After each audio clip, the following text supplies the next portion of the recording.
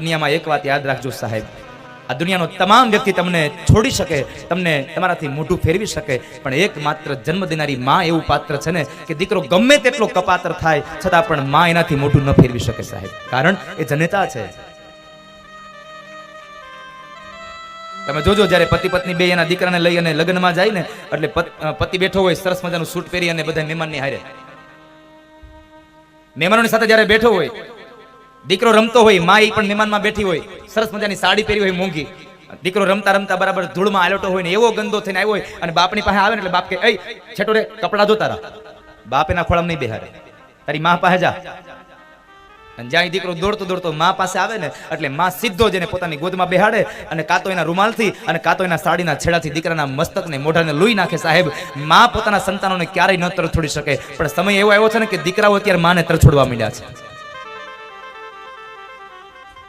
સમયનો યુગ બદલાયો. 4 દીકરાઓને મા બાપ મોટા કરી શકે, પણ 4 દીકરાઓ પોતાના મા બાપને વૃદ્ધાવસ્થામાં ન સાચવી શકે. જુઓ તો ખરા સમાજમાં કેટલા ઘરડા ઘરો મીંડા બનવા, દીકરાના ઘરો મીંડા બનવા. કારણ આપણને પશ્ચિમી સંસ્કૃતિનો વાયરો વાઈ ગયો છે.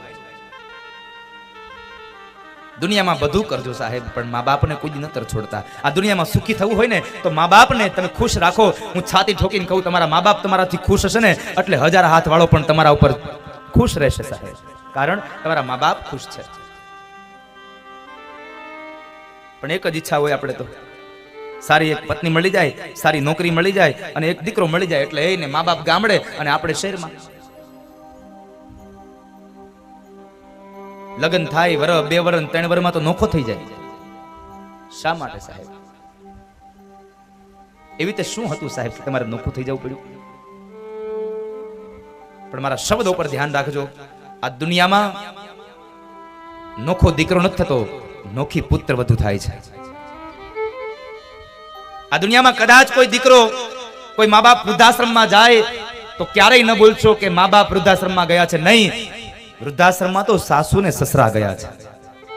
કારણ જો મા બાપ વૃદ્ધાશ્રમમાં જતા હોત ને તો લગ્ન પહેલા દીકરો મા બાપને મૂક્યા હોત. તો કોઈ દિવસ મેં નથી જોયું કે દીકરો લગ્ન પહેલા મા બાપથી નોખો થઈને રહેતો હોય, લગ્ન પહેલા મા બાપને કોઈ વૃદ્ધાશ્રમમાં મૂક્યા હોય. આ તો લગ્ન થયા પછી નોખો થાય અને કાં તો વૃદ્ધાશ્રમમાં મૂકી આવે છે. એટલે નોખી પુત્ર વધુ થાય છે અને નોખા એના મા બાપ નહીં, આશ્રમમાં એ સાસુ ને સસરા જાય છે. હા, પછી ઈ જ વહુને એટલી ઈચ્છા હોય કે મારો દીકરો મારી સેવા કરે. મારી અત્યારની તમામ યુવાન બહેનોને પ્રાર્થના છે કે તમને જો એમ થતું હોય કે મારો દીકરો અને મારી દીકરાની વહુ અમારી વૃદ્ધાવસ્થામાં અમારી હારે રહે, અમે એની સાથે રહેતા હોય, અમારી સેવા કરે, તો એક વાતને ચોક્કસપણે યાદ રાખજો, તમારો પતિ પણ કોઈકનો દીકરો છે, એને એના મા બાપ ભેગો રહેવા દેજો, તો જ તમારા દીકરા તમારા ભેગા રહેશે. કારણ તમારો પતિ પણ કોઈકનો દીકરો છે. સંતાનથી સેવા ચહો, સંતાન છો સેવા કરો. એક વાતને કોઈ દી ન ભૂલતા, જેવું કરો એવું ભરો, આ ભાવના કદી ભૂલશો નહીં. કોઈ દી ન ભૂલવી સાહેબ. મા બાપને રાજી રાખજો. સાહિત્યકારો કહે છે, કવિઓ કહે છે કે જ્યાં સુધી તમારી ઉમરાવાળી રાજી નહીં હોય ને ત્યાં સુધી ડુંગરાવાળીને તમે ગમે તેટલી સાડીઓ પહેરાવો, કોઈ દી રાજી નહીં થાય તમારા માથે સાહેબ, જ્યાં સુધી તમારી ઉમરાવાળી રાજી નહીં હોય. માટે મા બાપના આશીર્વાદ લેજો. અને ચોક્કસપણે કહું કે માં અને બાપના આશીર્વાદ લીધા હશે ને તો તમારે દુનિયામાં કોઈ દી કંઈ મેળવવા નહીં જવું પડે. દુનિયા સામે ચાલીને તમારી પાસે આવશે, કારણ સ્વયં ભગવાન તમારી પાસે આવે. પંઢરપુરમાં પુંડલિક પોતાના મા બાપની સેવા કરે અને એ સેવામાં ભગવાન એની ત્યાં આવે અને ભગવાન કહે છે, પુંડલિક મારે તને મળવું છે. અને ત્યારે પુંડલિક એમ કહે કે મહારાજ, અત્યારે મારી માની સેવાનો સમય છે, એટલે હું તમને અત્યારે ન મળી શકું. તમારે જો મને મળવું હોય તો આલ્યો ઈટ, આની ઉપર ઉભા રહ્યો. અને ભગવાન પંઢરીનાથ જ્યાં સુધી પુંડલિકના માની સેવા પૂરી ન થઈ ત્યાં સુધી ઈટ ઉપર ઉભા રહ્યા. કારણ જે જગ્યાએ મા બાપની સેવા થાય છે ને એ દીકરાને ભગવાનના દર્શન કરવા જવાની જરૂર નથી રહેતી. ભગવાન સ્વયં કહે છે, જે દીકરો મા બાપની સેવા કરે એ દીકરાના દર્શન કરવા ભગવાન સ્વયં પોતે આવીને ઉભા રહે છે. માટે મા બાપની સેવા કરજો. આ દુનિયામાં બધું ભૂલી જાજો, પણ જેણે આપણને પાલન પોષણ કરી, જેને જન્મ આપ્યો છે, મોટા કર્યા છે, એ મા બાપને કદી ન ભૂલશો. પણ પૈસો કમાતો થઈ જાય ને એટલે મા બાપ પછી ભૂલાઈ જાય છે. દુનિયામાં મા બાપને રાજી રાખજો સાહેબ. તમારા મા બાપની ઈચ્છા એ જ તમારી ઈચ્છા હોવી જોઈએ. તમારા મા બાપની ખુશી એ તમારી ખુશી છે. એટલે સમજો, આ દુનિયાની તમામ ખુશીઓ તમારું ચરણ પકડતી આવશે ગમે ત્યાંથી. મારો પુનિત મહારાજ લખે છે,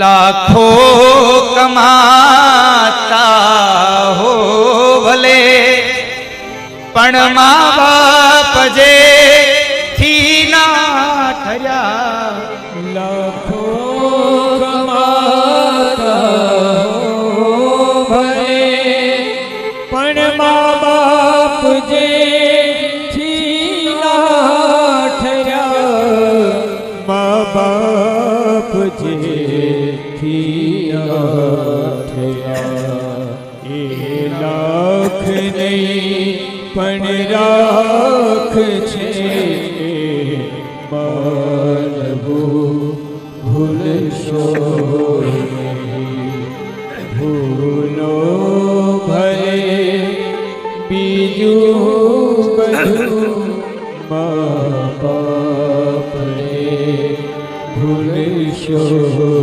નહીં, ગણિત છે ઉપકાર એના,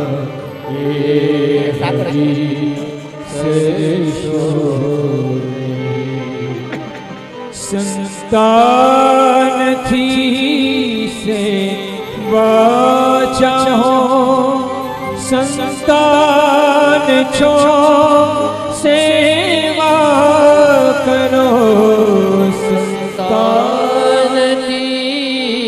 સેવા ચાહો, સંતાન છો સેવા કરો, સંતાન છો સેવા કરો, જેવું કરો તેવું ભરો, એ ભાવના ભૂલશો નહીં, મા બાપને ભૂલશો નહીં, મા બાપને. હવે બાપુ ગળું થાકી જશે, આઠમી કથા છે કન્ટિન્યુ.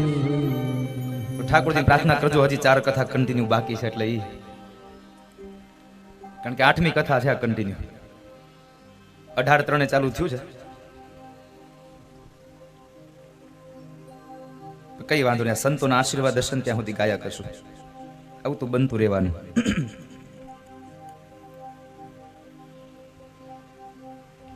ધન કમાતો થઈ જાય એટલે મા બાપને ભૂલી જતો હોય છે સાહેબ સંતાન. આ દુનિયામાં બધું ભૂલી જાજો, મારા યુવાનોને પ્રાર્થના કરવી છે. ભૂલવી પડે તો તમારી જાતને ભૂલી જાજો, પણ જન્મ દેનાર મા બાપને ક્યારેય ન ભૂલશો. આજે ચોક્કસપણે કહીશ કે આ દુનિયામાં બીજું કોઈ રાજી થયું કે ન થયું, આ સમાજમાં આ કથા મંડપમાં કોઈ રાજી થયું કે ન થયું એની મને ખબર નથી, પણ અંતરિક્ષમાં આજે રતિલાલ ભાઈનો આત્મા એટલો પ્રસન્ન થયો હશે સાહેબ કે આજ મારા દીકરાઓએ મારી પાછળ આજ કથા બેસાડી છે, આજ મારી પાછળ કથા બેસાડી છે. મારા દીકરાઓએ આજ મને મોક્ષ માટે કેવડું મોટું આ મારા પાછળ કામ કર્યું.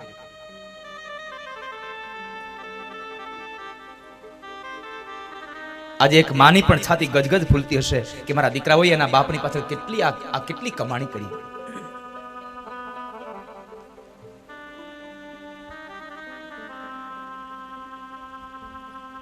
સરસ મજાનો પ્રવેશ દ્વાર બનાવ્યો એની સ્મૃતિમાં. પૈસો તો ઘણો હોય સાહેબ, પણ પૈસાને વાપરતા આવડે ને ત્યારે યોગ્ય સમયે જાય સાહેબ, એ પૈસો યોગ્ય ફળ આપે. જ્યારે કારણ કે તમે કોઈ દીકરાને પૂછજો, જ્યારે એના બાપની છત્ર છાયા ગુમાવી હોય, બાપની છત્ર છાયા જ્યારે ગુમાવી હોય ને ત્યારે દીકરાને પૂછજો કે શું બાપ હોય છે.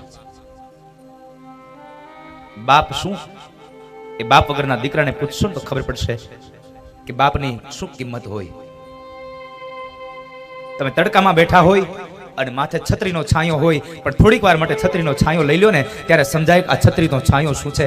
એમ જ્યારે આ જીવનમાં બાપ વયો જાય ને ત્યારે સમજાય કે બાપની શું કિંમત હોય સાહેબ.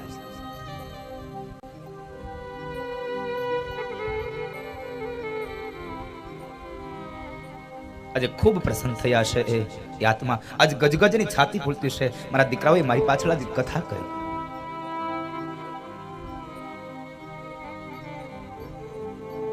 નહીં તો વેકેશન પડે ને પૈસા હોય ને એટલે એને ઠંડા પ્રદેશોમાં માણસ ફરવા વયો જાય. હે પણ આને ફરવા ન ગયા, બધાને અહીંયા લઈ આવ્યા સાહેબ. શરીરને શીતળતા આપે ને એવું કામ ન કર્યું, પણ એને તો કામ કર્યું અંતરને શીતળતા આપે, હૃદયને શીતળતા મળે ને એવી આ કથા બેહાડી સાહેબ એડે.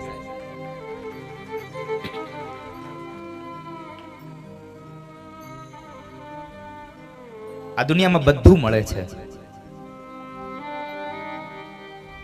પણ એક મા બાપનો પ્રેમ દુનિયામાં ક્યાંય નથી મળતો સાહેબ.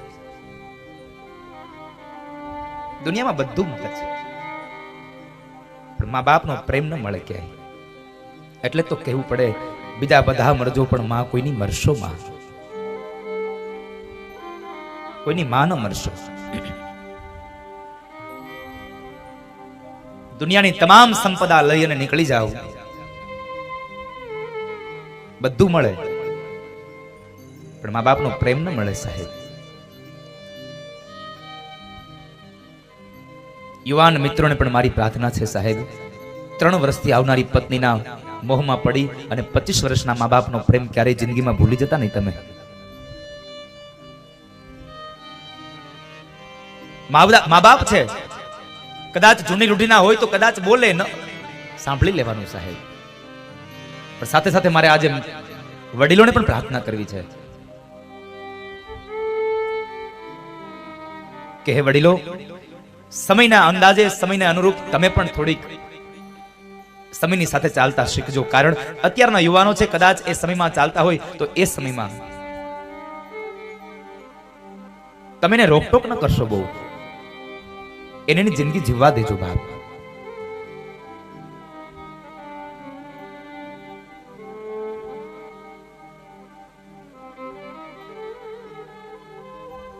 બધું મળે સાહેબ, પણ જિંદગીમાં ગયેલો મા બાપનો પ્રેમ ક્યારેય ન મળે.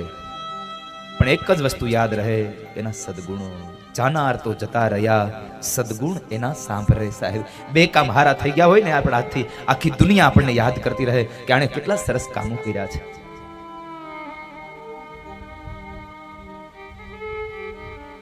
લક્ષ્મી ગયેલી સાંપડે, પણ મા બાપ ગયેલો જીવ પાછો ન આવે સાહેબ.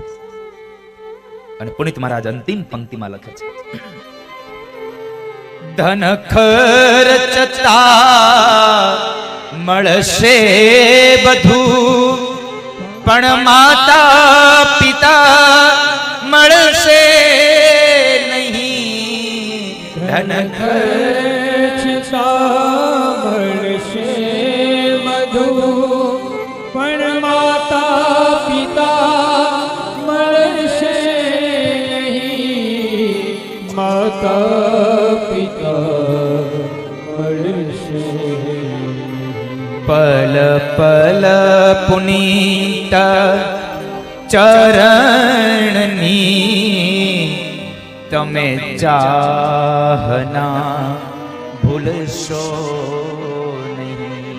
પલ પલ પુનીત ચરણની તમે ચાહના ભૂલશો નહીં. મા બાપને ભૂલશો નહીં.